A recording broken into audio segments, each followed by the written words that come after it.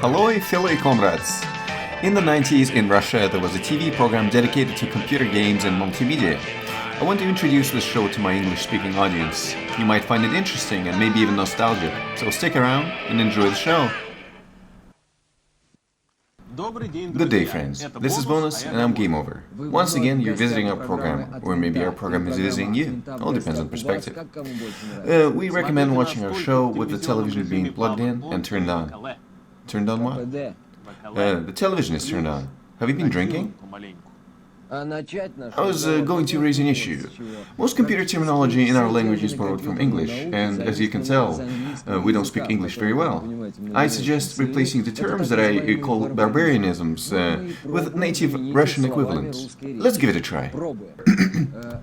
I propose naming the monitor Lutflatsky, or maybe Playgamesky. A power jack, for instance, can be called Stickinsidesky. And Winchester drive, well, of course, it has to be renamed into a Kalashnikov drive, as in, your PC is going to need an AK-47 with 400 megs of free space. Such is life, yo! Dear viewers, if you come up with any additional suggestions for names, don't hesitate to drop us a line.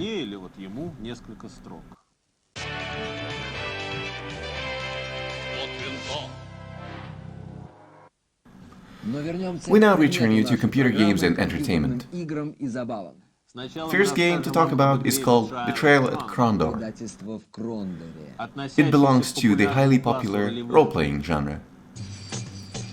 It is known that a large portion of our population is fascinated with fantasy lore. It tends to appeal to young people with active imaginations. Many can't imagine living without goblins, dragons, or various forms of blade acrobatics. All of these things can be found in Betrayal at Krondor. The game has 9 levels and 3 main characters, fully obedient to your will. On your journey throughout the magical kingdom, your heroes will run into various characters: soldiers, wizards, tax collectors, and ninjas. Regular ninjas, not Ninja Turtles. Also, you will encounter the undead. Most NPCs worth talking to hang out at a local tavern. You can also get a drink there. Our experts have determined that the cheapest ale can be bought at a place called Romani. Most encounters in the game culminate with bloody skirmishes. We suggest neutralizing the wizard first if such class is present on the battlefield. They tend to be rather eccentric. They rely on deception, arrows and fireballs when fighting. But none of their efforts can resist a gentle caress of good old steel. The deadliest enemies in the game happen to be the undead. You will get to encounter both dearly and the undearly departed. Trying to kill them is pointless, since they're already dead. The makers of Betrayal at Krondor have chosen not to provide our crew with any legitimate ways of earning a living. In this game, you can only survive by robbing dead bodies, breaking into houses, and looting chests. Loot can typically be sold off at trade posts and in stores. Article 6 of Criminal Code, disposal of stolen property. That being said, our characters are still considered to be virtuous and guided by a set of high morals, just like that.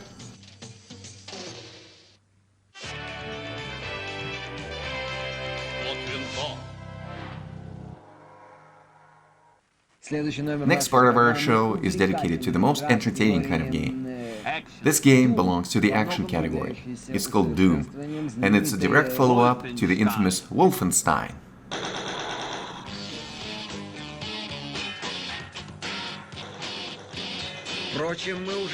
We're not on Earth anymore, and our enemies are no longer fear-inspiring Germans, who, despite their ferociousness, were still human. This time we're dealing with unthinkable alien abominations. To defeat the enemy, you have to know him first. The strongest enemy in the game is a giant flaming red head. It shoots fireballs, and when killed, it falls on the ground crying.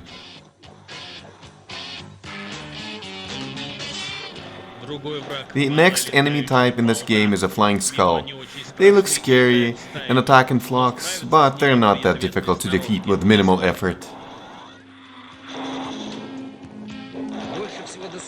Constantly harassed by these similar-looking brown things, crustaceans by the look of it. The only conclusion I can draw is that their women must be most fruitful. Maybe they lay eggs. And if you look to the left and to the right, you can see the remains of lost players who failed to complete this game.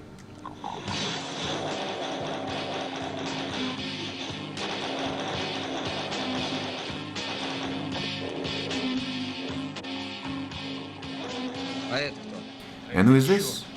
Just another demon. Doom is very demanding when it comes to system resources.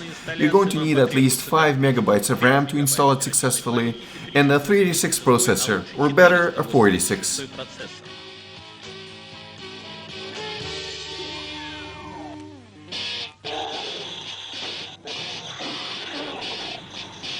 If you like, you can kill enemies in this game using only your keyboard. I heard that Dr. Goebbels tried killing someone with a keyboard once. He concluded that a gun was more efficient.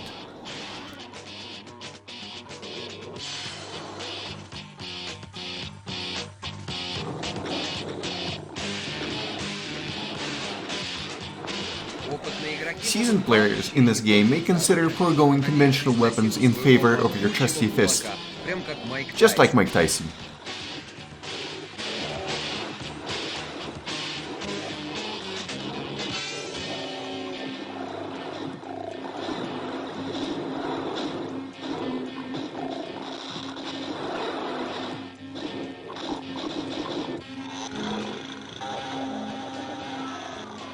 The chainsaw will help you conveniently separate meat fillets from parts of the monster that are better cooked as soup. I heard the hooves are a great delicacy.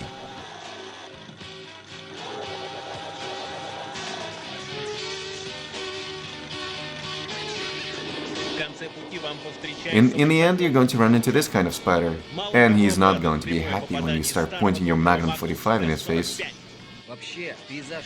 The game's interiors look so good and the sounds are so realistic that one might find himself completely lost in this game.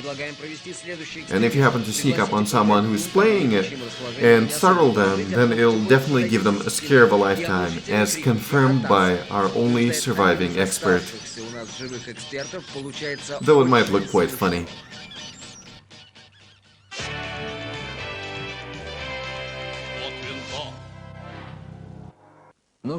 Well, if our terrified viewers haven't lost their joysticks and mice yet, then we can return to our program. The next game we're introducing is called Lost in Time. This game was made with so-called scanned graphics, as in, it was acquired off actual physical objects.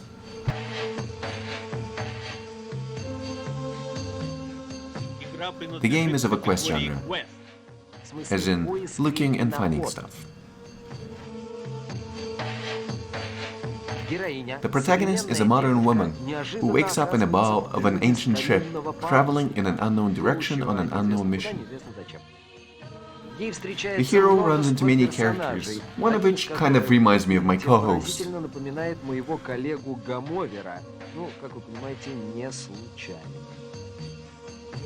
The woman climbs out of the brig and discovers a man named Joker.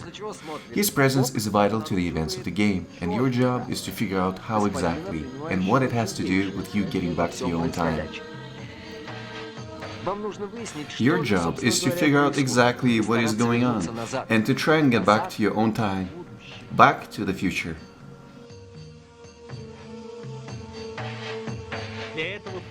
You will have to solve multiple puzzles through manipulation of items in your inventory.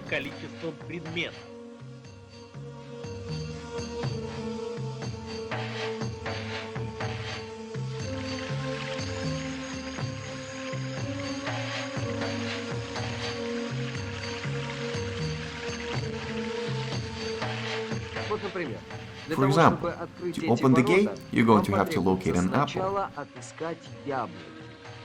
The apple is fed to the horse. Our experts believe to have discovered the origin of this horse. It has escaped from a Russian glue factory. Yes, and when he or she leaves, you're supposed to climb inside the tractor, extract the battery, dip a rod in acid, then use that acid to dissolve a lock that's on the gate, that's behind the horse that you're supposed to feed the apple to, and I hope that you can follow my instructions without issues.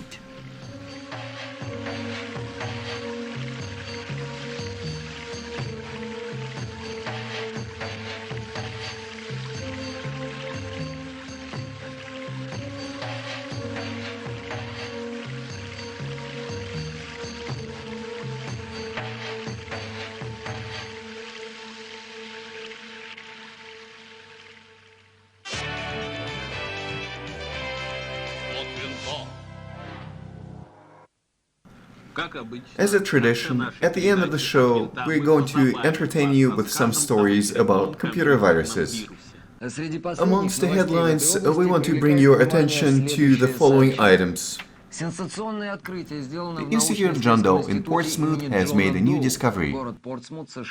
They have isolated a virus that infects not only computers but also ordinary household appliances such as refrigerators, coffee makers, and hot irons.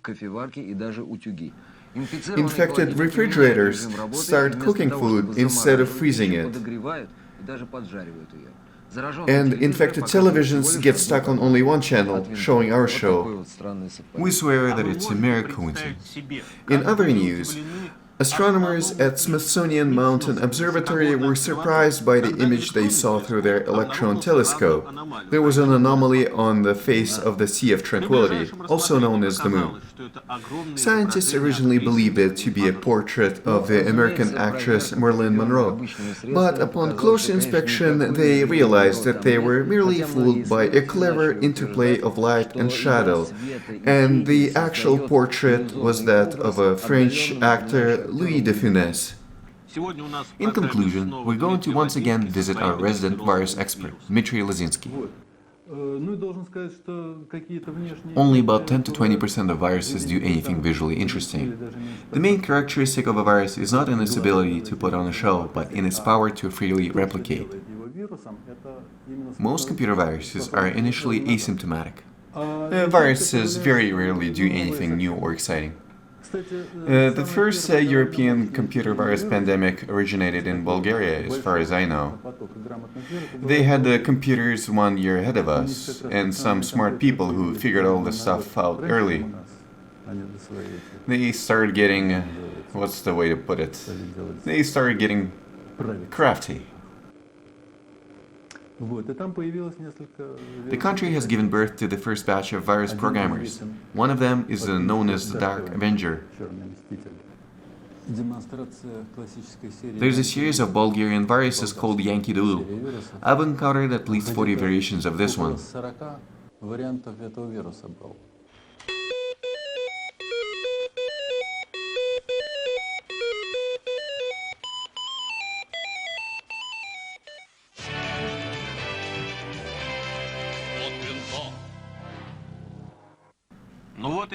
This is it for today. We're not going to be bothering you any longer. Game, as they say, is over. As in,